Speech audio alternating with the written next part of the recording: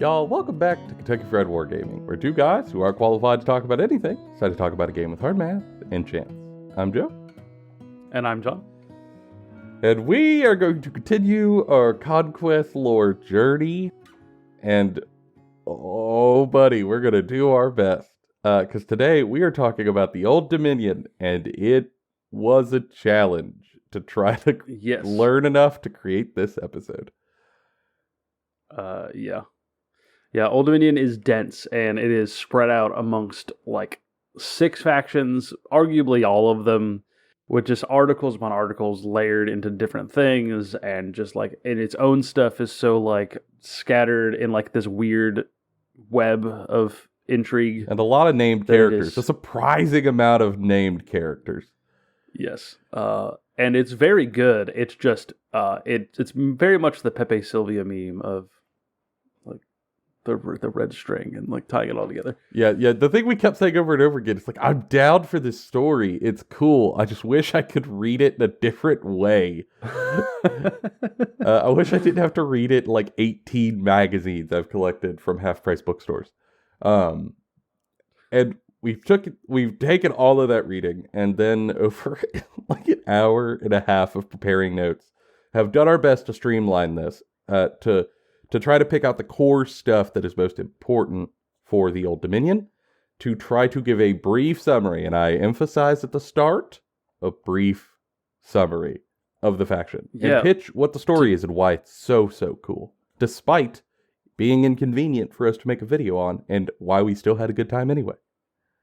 Yeah, I think truly this is one of the factions that is not lacking in depth. There's a ton of lore there that you can talk about. I mean, there's some aspects of this that we could talk about its implications and what it does in the lore of just this faction, of its videos of its own. I mean, truly, the Whisperer alone, in 100 Kingdoms trying to make cults and stuff, could be a lot of discussion by itself, and that's one named character. Mm-hmm. Which I didn't even know existed before we started doing deep dives for this episode. But we say all of that to say, be kind to us. We're doing our best. We're gonna try. And some of this stuff we're just gonna have to circle back to. Yeah. And so if you're all about the Old Dominion and 100 Kingdoms, to be honest, lore and how it relates to each other, or just either of those factions, talk about it down below. Tell us what we're missing, so it's easier for us to find. Please. And so we can know more. We beg you. Yeah, together we can all collect this information and sort of be all right, this is how the stuff goes down. Yeah, and the part that was easiest is actually the history of Old Dominion, which is surprising because normally in a lot of factions trying to go way back is the hardest part, because you get into the times that are so old where dates and timelines are kind of wibbly wobbly. However, in Old Dominion, it was quite the opposite. This was the part that was the easiest for us to really get our head around. And maybe because, we hear about it a lot in other factions, like city-states or 100 Kingdoms. But the origin of Old Dominion wasn't all that difficult. No. I think that's where we have to start to talk about Old Dominion at all. Because really, it's foundational to understanding how we ended up with, undead legionnaires stabbing people. But long ago, way back in the old days, a shard of creation left in a Dwegum outpost was sort of emanating heat from itself. Sort of like an eternal hot stone that in a dangerous and cold world where exposure was always a threat, tribal humans early in their development stumbled across. And in finding this, they found a way to stay warm, they found a way to get a reprieve from the elements, and they would go find more of their tribesmen and bring them to this little reprieve, this little node. And they would bring more and more tribesmen as more people heard of the whispers of the place where you could be warm. And over time, they started to it didn't start as prayer, but appreciate this moat and to think about it, to put it in their thoughts, to kind of start to build their society around it and to relocate around it.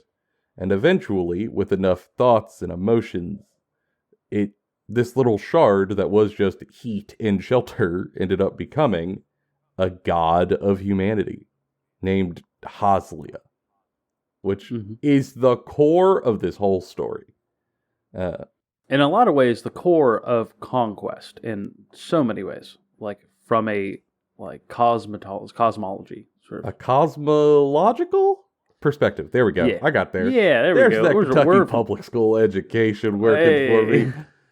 AP English 3 and 4, folks. AP English 3 and 4. Still couldn't come up with it easily. This causes a massive technological boom for humanity as they are nestled around this god. You're having less concerns, you're safe, you're warm, you can start to investigate, you could start to experiment, you could start to try new things, you could have these little moments of almost divine inspiration, all because people are living around this god now at this point. And in doing so, this creates an incredible opportunity for humanity to ascend to a new height of development that they never would have reached in this timeline before. And another thing that adds to this is the fact that they found this in a Dweghom outpost full of technological advancements that Dweghom had made previously. So when you mix like this in divine inspiration with this technological marvel around them, they were able to like sort of warp it into their own versions of things to create new like practices and concepts and just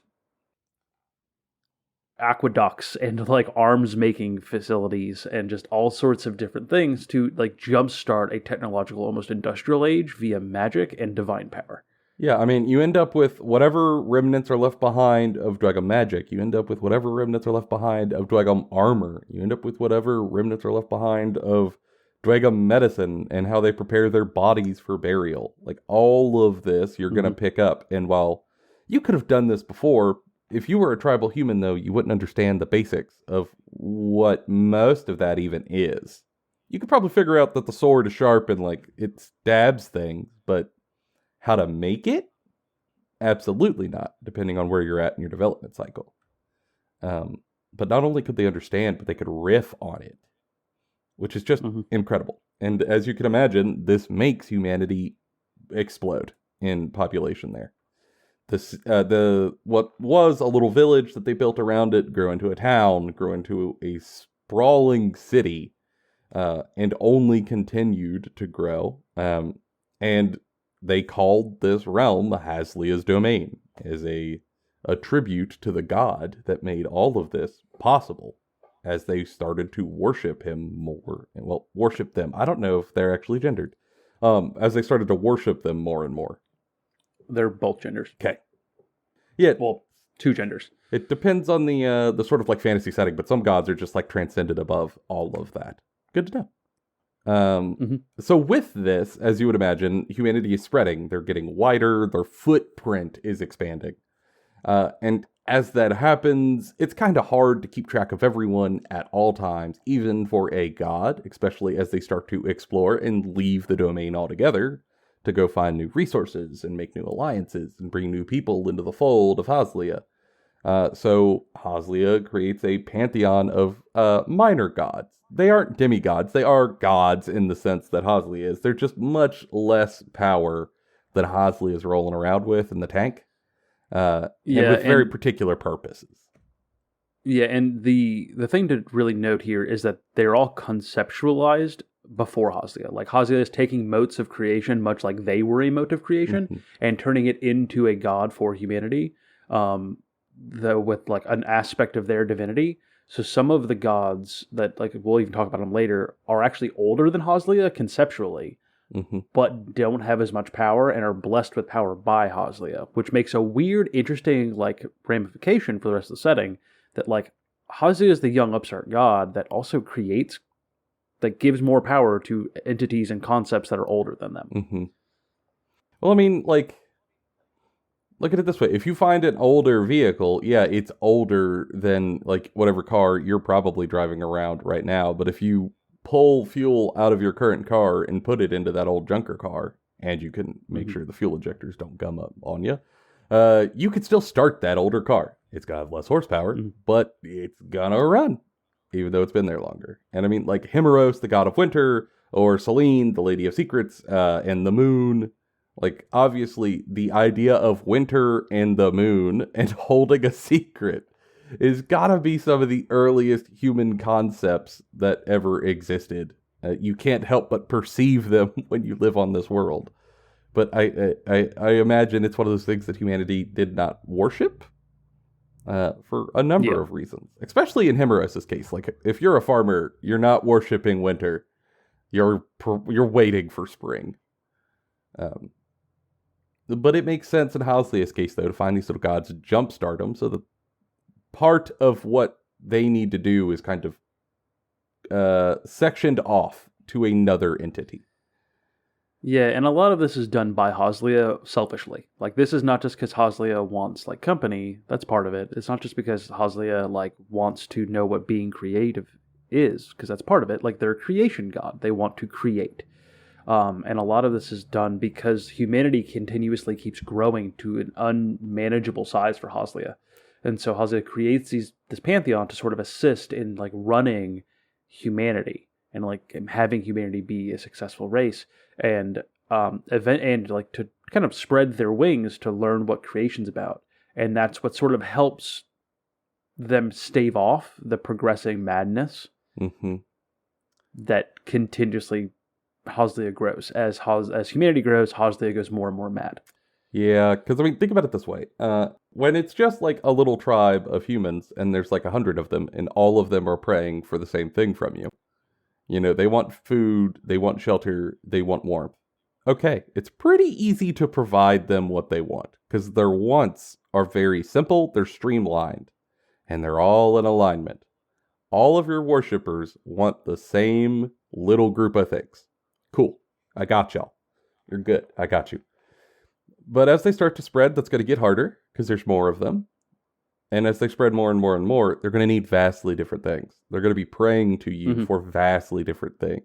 If you've spread so far that you're spreading across the continent, and some group of your humans are up in the mountains, and they're being attacked by these wild animals that are unique to that place, and they're freezing to death, and they're starving, while in the south, people are overheating, and there's a dire political issue, and upstart cults, like, and they need very different things, and the other part of your kingdom, farmers are having blight problems, and now you have to also be a god of harvest for a hot minute. You know, don't forget about that. And also, the fishermen are having a ton of problems. The fish are disappearing. No one knows what's happening. Can you be my fish god? And you have to do all of this at once for millions of people. I get it. That's gotta be hard. Gotta be real hard. And I do think their plan was successful in, like, jumpstarting these minor gods. You could at least compartmentalize some of this.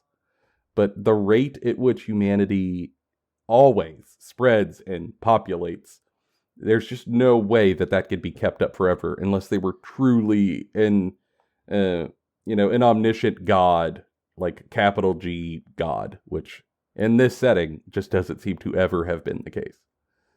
Yeah, and I think it also, there's an argument to be made that to a degree Hazlia allowed their corruption to continue festering. Because at some point Hazlia feels resentment for, like, I'm a creation deity, and I'm tied to a specific individual race on a specific individual continent in all of the cosmos. And I have made all these entities, I've made all these things, and they continue asking and demanding more from me. It's never enough. They always want more. They always want more. So, like, that being this powerful sort of warps their, like, concept of what their relationship with humanity, right? And it's also, like, a prevailing aspect of a lot of the conquest philosophy in their lore is that absolute power corrupts absolutely. And this is definitely the case with Hazlia. Hazlia gets more and more powerful, and that makes Hazlia a worse and worse leader and a worse and worse deity. And you probably look at this and go, wow, well, that's like a powder keg. Yes, it is. And because humanity starts to notice that their god is becoming unstable.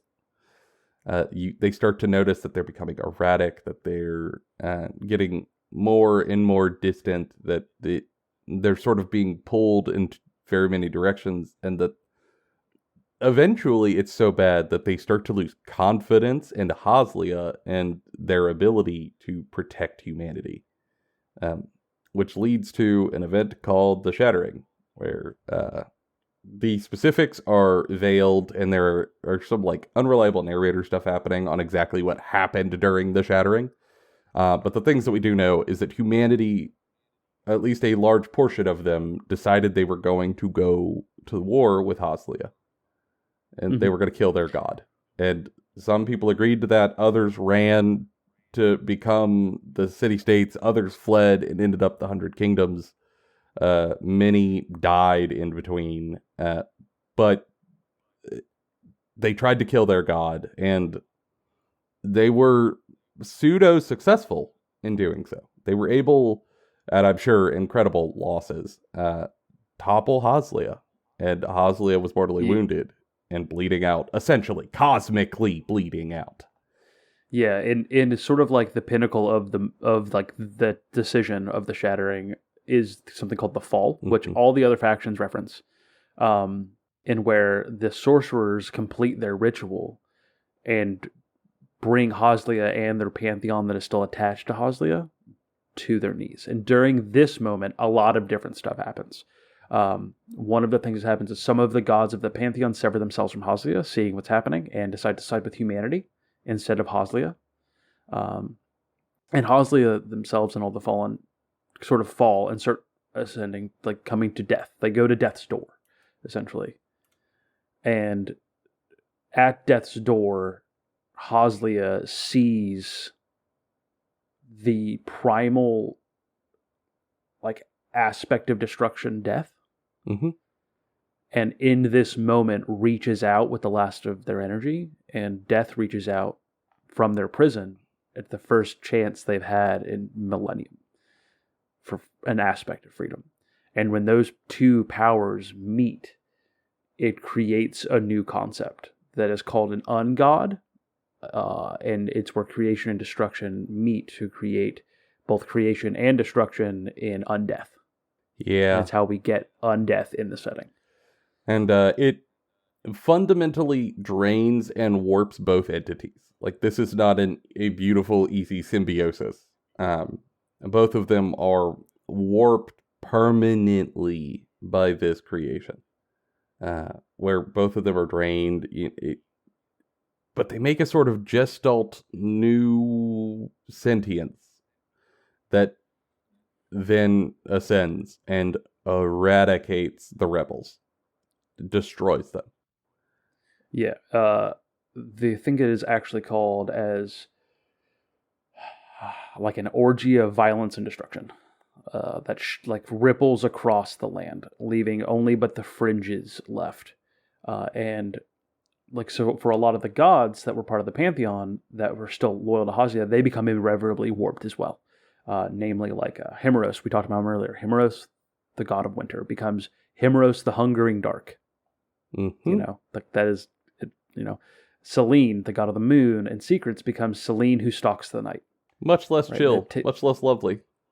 Yeah, it's a much more warped version of what they were previously. So and think of being a human in this, where you worshipped this deity locally that was like the thing that provided everything for you, and all of a sudden they are now warped and twisted and coming for you. You're terrified. So you either choose to join in as your mind breaks and you just side with them for safety, or you run. And really, there's only one group who doesn't, and that's the Last Legion, the progenitors of the 100 Kingdoms. And the Last Legion combines with two of the gods who severed themselves from Hazlia. And that is Cleon, the Lord of Valor, and Nahua, the Merciful Mother. I hope I pronounced this. I think it's Nanua? Something. We're giving our best. Those two side with the Last Legion, and they go to war. Desperate. You can barely call it a war. It is a Hail Mary gambit to try to save as much of humanity as they can through a self-sacrificial last stand, in which they push the Old Dominion to the Capitus. And you got to think, like, they're fighting gods, like these fallen divine beings. They're fighting Hazlia's undead wave. Like all of it, they push them back into the Capitus, the capital of the Old Dominion, and sort of sacrifice themselves to lock them away in this giant towering energy that is left from where Hazlia fell to the earth.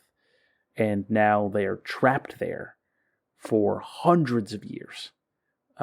Like they trade their lives for hundreds of years of imprisonment for these deities. But nothing is trapped forever. Nothing is permanent. No one's ever really gone. And then this towering pillar of energy makes the entire area corrupted. I mean, they even call it in the books, the stones themselves become charged with necromantic energy and unlife to become these things called bone golems you see on the table later. But like the entire area becomes soaked in necromantic energy and undeath. And over hundreds of years, the prison just starts like falling apart. And it's also becoming this weird like clarion call, like the siren call to other people who are like mad or full of necromantic like ideation, or, you know, people who are just power, like seeking power at any cost. All are continuously rife here. And over hundreds of years, you end up having this like weird amalgamation of a society that really has sort of three parts to it, right?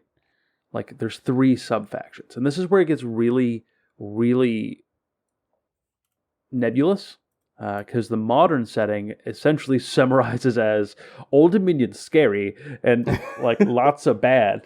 And it's full of bad, undead, and bad magic. Which ain't wrong in its defense. Like, Old Dominion bad, John. Old Dominion bad.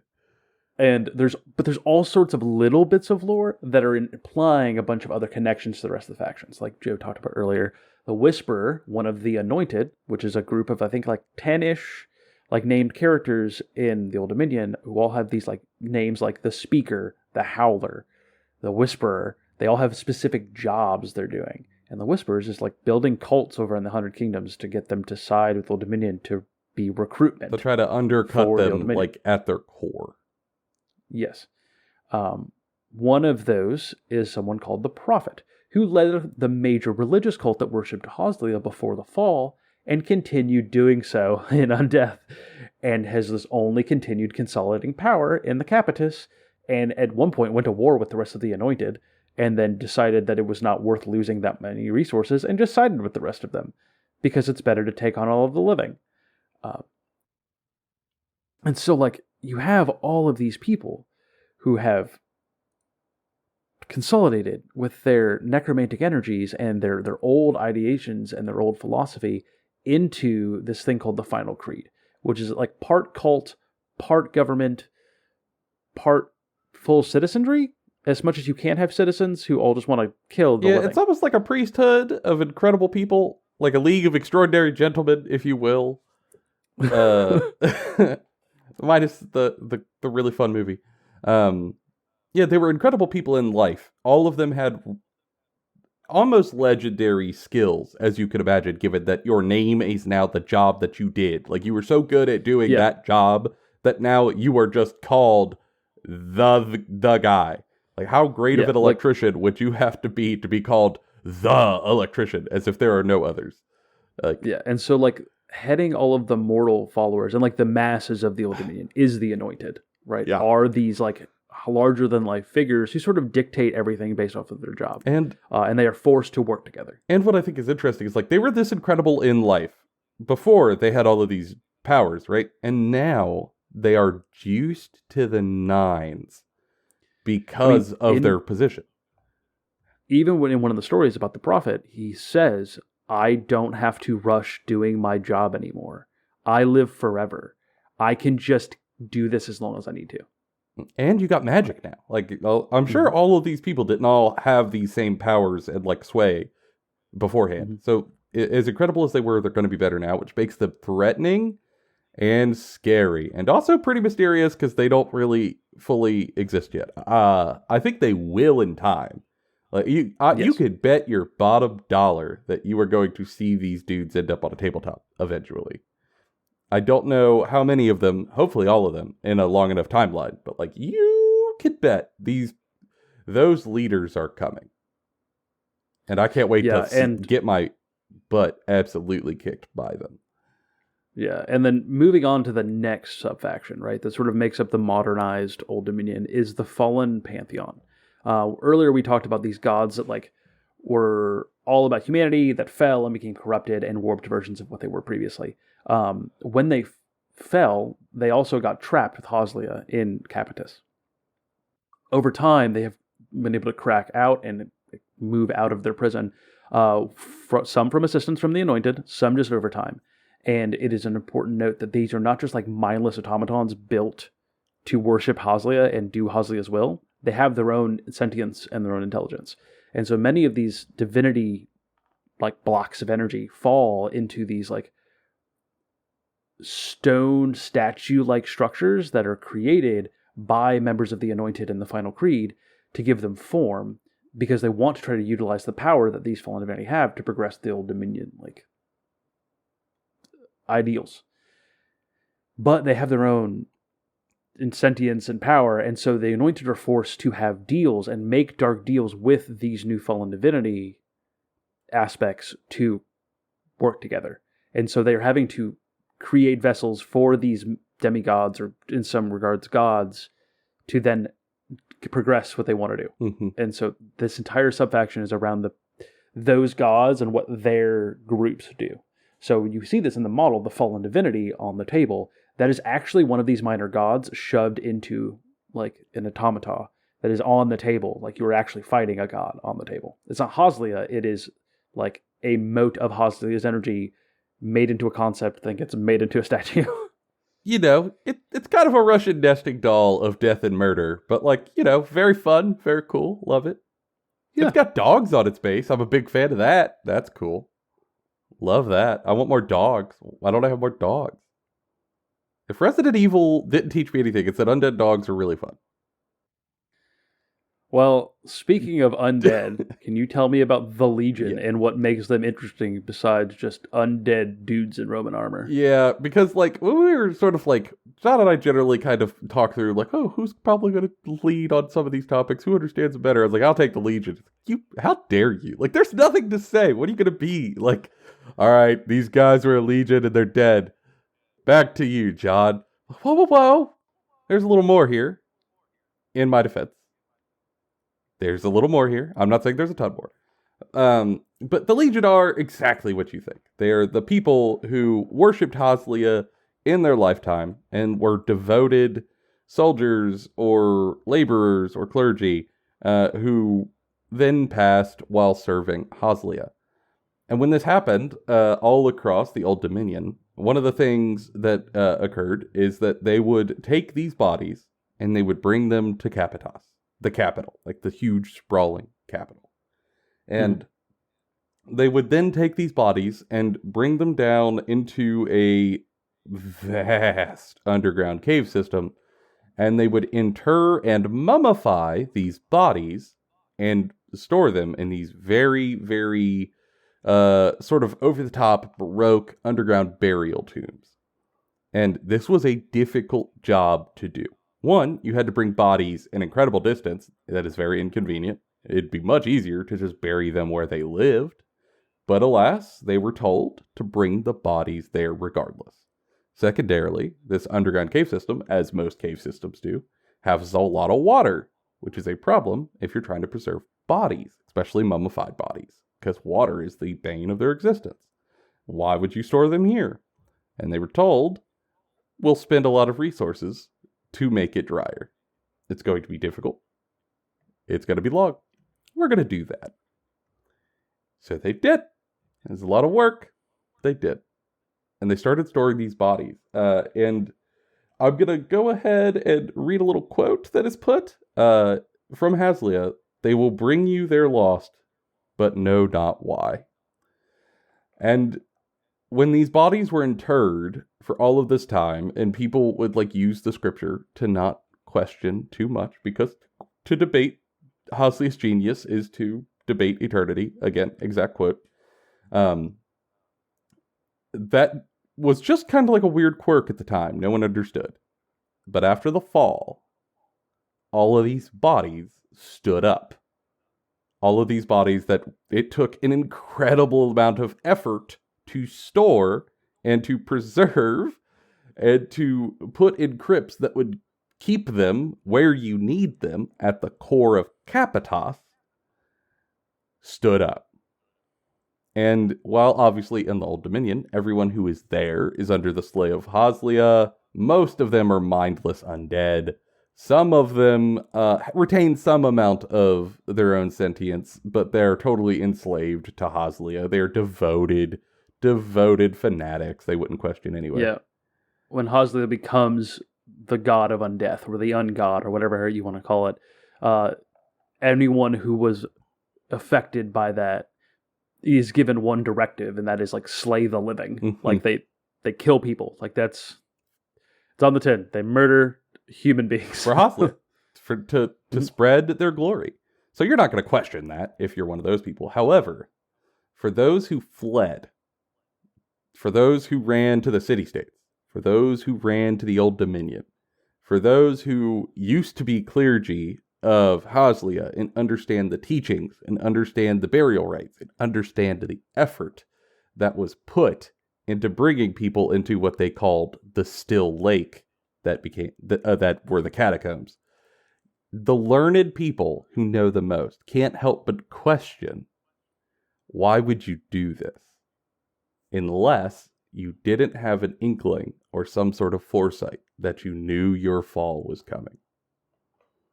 There's no answer, it's pure speculation. But the question becomes, in hindsight, in 2020, did Hazlia know what was going to occur and was planning for it way ahead of time by creating the subfaction of the Legion before they were ever the Legion? And I don't know that answer, but it's a great question to ponder. And for me, adds a fun little twist of nuance at the end of what could have been a very boring description write-up for just undead soldiers. It does sort of like ask the question, like, did Hazlia know that this was going to happen? Which I don't think the actual truth there is Hazlia is just hedging Hazlia's bets. Yes, that's my personal opinion, is like they didn't know, like, I have seen the future. I know what is coming at what time, but I think you can intuit that something bad's going to occur. Yeah.